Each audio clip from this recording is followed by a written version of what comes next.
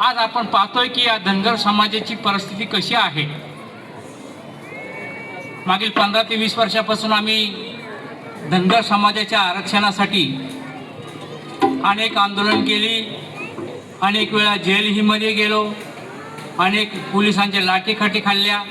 त्यानंतर आम्ही हायकोर्टला गेलो, हायकोर्टला गेल्यानंतर हायकोर्टने आमची पिटिशन फेटाळली। त्यानंतर आम्ही सुप्रीम कोर्टामध्ये या ठिकाणी बांधवाने गेलेलो आहे।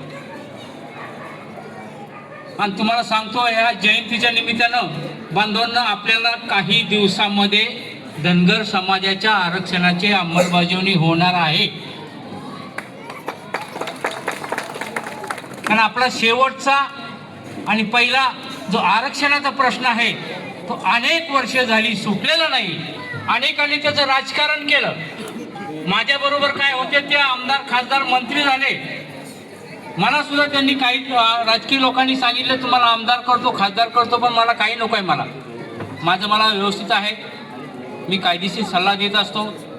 हायकोर्टला, सुप्रीम कोर्टला सुद्धा मी सल्ला देत असतो। एखाद्याचे केस असेल त्यामध्ये मी चांगल्या कायदेशीर सल्ला देत असतो।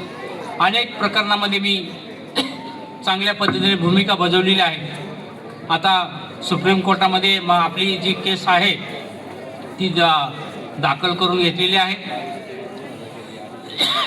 त्यामध्ये मधु शिंदेची टीम, मी स्वतः आणि अनेक असे 2-3 याचिका